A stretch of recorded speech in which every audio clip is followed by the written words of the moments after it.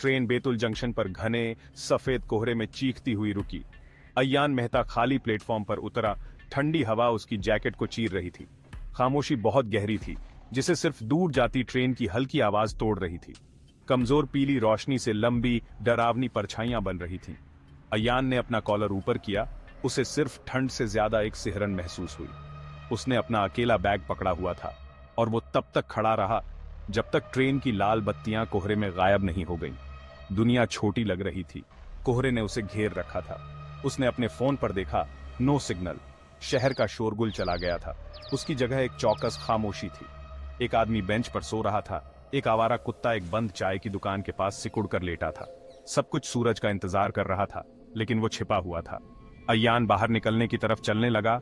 उसके कदमों की आवाज कंक्रीट पर गूंज रही थी। बाहर सड़क खाली थी। कोहरा और भी घना था। वो सिर्फ कुछ फीट आगे तक ही देख पा रहा था। दुनिया अनजान, रहस्यमयी लग रही थी। उसने खुद से कहा कि यही वो चाहता था, अकेलापन।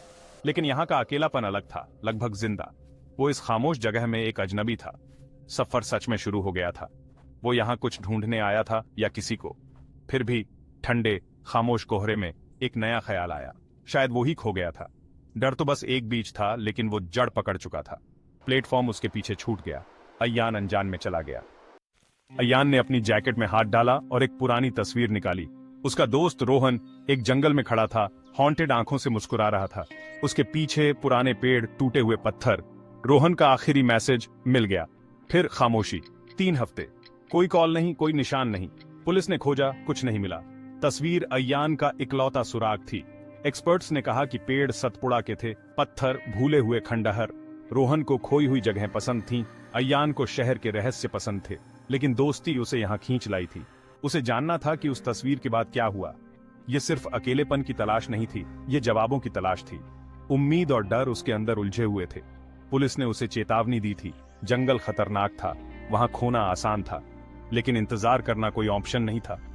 उसे रोहन के निशान पर चलना था, इस अजीब तस्वीर से शुरू करके। तस्वीर हर बार देखने पर भारी लगती थी। रोहन की मुस्कान अब एक चेतावनी जैसी लग रही थी। अय्यान ने गहरी सांस ली। ठंडी हवा उसके फेफड़ों में चुभ रही थी। वो कोई हीरो नहीं था, सिर्फ एक दोस्त जो हार नहीं मान सकता था। डर अभी भी था, लेकिन रोहन के लिए चिंता ज्यादा थी। उसे उसी रास्ते पर चलना था। उसे उस राज को समझना था जिसने उसके दोस्त को तस्वीर वापस उसकी जेब में चली गई। यह सफर अब सिर्फ उसका नहीं था, यह सच की तलाश थी। पर एक अकेली जीप इंतजार कर रही थी। उसकी हेडलाइट्स कोहरे को चीर रही थी। शंकर ड्राइवर दरवाजे से सटकर खड़ा था, खामोश और चौकस। अय्यान पास आया, उसकी आवाज शंकर, एक इशारा, कोई शब्द नहीं। अय्यान अंदर चढ़ा। सीट ठंडी थी, हवा डीजल और धुएं से भरी थी। शंकर ने इंजन स्टार्ट किया और वे खामोशी में चल दिए। बाहर की दुनिया कोहरे और भागती पर जीप के अंदर की खामोशी गहरी थी, लगभग दम घोंटने वाली। अय्यान सवाल पूछना चाहता था, लेकिन शंकर की खामोशी एक दीवार थी। सिर्फ आवाजें, इंजन की दहाड़, पुराने मेटल की चरमराहट। शंकर की आंखें सड़क पर टिकी हुई थीं, उसके हाथ स्थिर थे। शहर बहुत दूर लग रहा था। हर मील अय्यान को अनजान में और गहरा खींच रहा था। जंगल आगे मंडरा रहा था, एक रहस्य खुलने का इंतजार कर रहा था। उनके बीच की खामोशी बढ़ती गई। अय्यान को एहसास हुआ वो सिर्फ जगह में ही नहीं, बल्कि एक अलग दुनिया में। बेतुल शहर धीरे धीरे जाग रहा था जब जीप बंद दुकानों और अंधेरे घरों के पास से गुजरी। एक साइकिल चालक दिखाई दिया, फिर कोहरे में गायब हो गया। सड़क ऊबड़ खाबड़ हो गई। इमारतों की जगह खेत और खाली जमीन आ गई। नजारा बदल गया। समतल जमीन पहाड़ियों में बदल गई। सड़क संकरी और घुमावदार हो गई। झाड़ियां और जंगली घास की जगह बिखरे हुए पेड़, फिर घना जंगल आ गया। हवा में गीली मिट्टी और कुछ पुरानी चीज की महक थी। शहर चला गया था, सिर्फ जंगल बचा था। पेड़ और ऊंचे हो गए, उनकी शाखाएं जीप तक पहुंच रही थीं। सूरज की रोशनी पत्तों से छन कर आ रही थी, बदलती परछाइयां बना रही थी। जंगल पास आ गया, दोनों तरफ हरे रंग की दीवार। अय्यान को छोटा महसूस हुआ। शहर का महत्व खत्म हो गया था। जीप और ऊपर चढ़ी, इंजन पर जोर पड़ रहा था। शंकर खामोशी से गाड़ी चला रहा था, खुद जंगल का एक हिस्सा। अय्यान ने पीछे देखा। शहर का कोई निशान नहीं, सिर्फ अंतहीन पेड़। वो सब कुछ जाना पहचाना पीछे छोड़ रहा था। सड़क विशाल सतपुड़ा से होकर एक पतली धागे जैसी थी। जंगल की खामोशी जीप की खामोशी से ज्यादा तेज थी। हर मोड़ उसे अनजान में और गहरा ले जा रहा था। जंगल जिंदा महसूस हो रहा था, देख रहा था। शहर सिर्फ एक याद था, जंगल अब उसकी दुनिया थी। सफर जारी रहा, बेरोक टॉक। 2 घंटे बाद शंकर ने जीप अचानक रोक दी। इंजन बंद हो गया, उसकी जगह कीड़ों की भिनभिनाहट आ गई। शंकर ने आखिरकार अय्यान को देखा। आंखें काली और गंभीर थीं। उसने एक पुराना हाथ से बना नक्शा दिया। मैं यहीं तक जाऊंगा, उसने धीमी आवाज में कहा। नक्शे में घुमावदार रास्ते, खंडहरों को दर्शाने। तुम्हारा दोस्त, उसे भी यह नक्शा चाहिए था। शब्द भारी थे, मानो किसी भूत की बात कर रहे हो। साहब, सावधान रहना, यह जंगल दोस्ताना नहीं है। लोग खो जाते हैं, कभी कभी वे कभी नहीं मिलते। शंकर ने पेड़ों की तरफ देखा। उसकी चेतावनी सिर्फ अंधविश्वास से ज्यादा थी। जंगल के अपने नियम हैं, उनका सम्मान करो। अय्यान ने नक्शा मोड़ा। उसका वजन उसकी जेब में रखी तस्वीर से। शुक्रिया, उसने कहा। शंकर ने सिर हिलाया, इंजन स्टार्ट किया और जीप घुमाई। कोई पैसे का लेन देन नहीं हुआ, बस जाने की एक खामोश जल्दबाजी थी। अय्यान बैग हाथ में लिए बाहर निकला। जंगल के किनारे अकेला।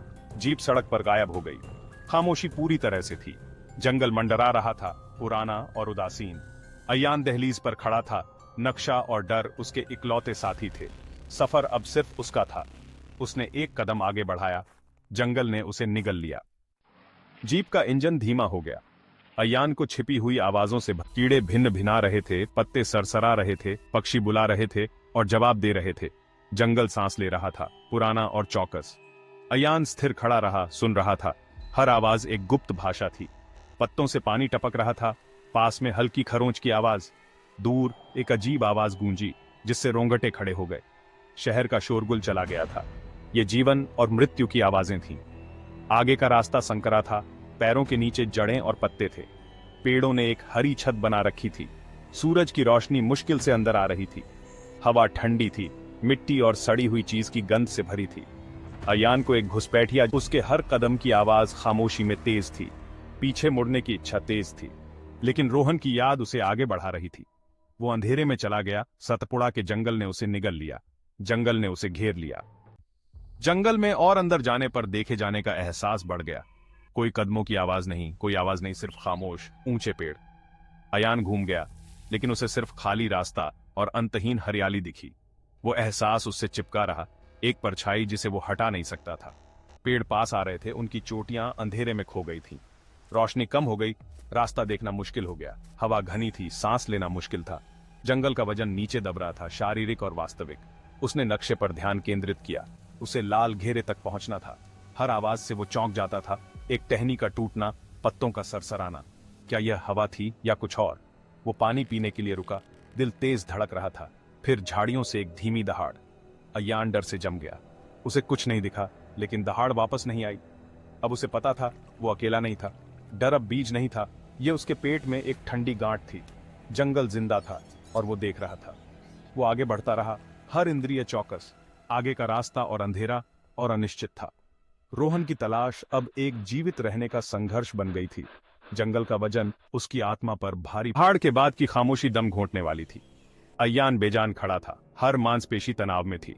उसने सुनने की कोशिश की, सिर्फ जंगल की फुसफुसाहट। शायद यह उसकी कल्पना थी, लेकिन डर वास्तविक था। उसने खुद को आगे बढ़ने के लिए मजबूर किया। रास्ते पर टिका रहा। हर परछाई एक खतरा बन गई, हर टहनी एक छिपा हुआ खतरा। उसकी शहरी आदतें यहां बेकार थीं। जंगल एक ऐसी भाषा थी जिसे वो पढ़ नहीं सकता था। देखे जाने का एहसास अब एक निश्चितता थी। कुछ बाहर था, धैर्यवान और खामोश।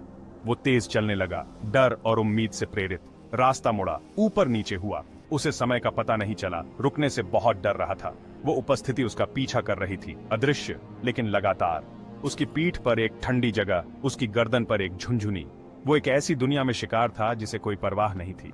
जंगल अब सिर्फ एक जगह नहीं था, ये एक जिंदा चीज था। ये उसकी हर हरकत पर नजर रख रहा था। अय्यान चलता रहा, सुरक्षा के लिए बेताब। जंगल हर कदम पर पास आता गया। रास्ता एक धूप वाली जगह में खुल गया। अय्यान एक सपाट चट्टान से टिक। नक्शे से पता चला कि वो सही रास्ते पर था, लेकिन लाल घेरा अभी भी दूर था।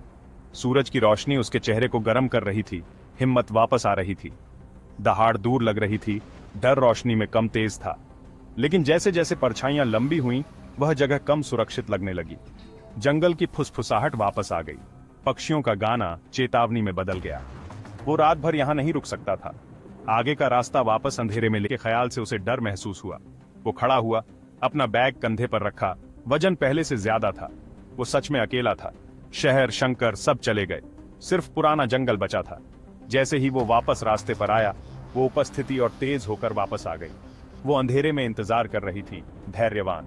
खामोशी एक किनारा था और वो उसे पार कर चुका था। असली सफर अभी शुरू हो रहा था। जंगल ने उसे स्वीकार कर लिया था या उस पर कब्जा कर लिया था। पीछे मुड़ना नामुमकिन था। अय्यान अंधेरे में गायब हो गया। रोहन और खुद की तलाश अभी शुरू हो रही थी।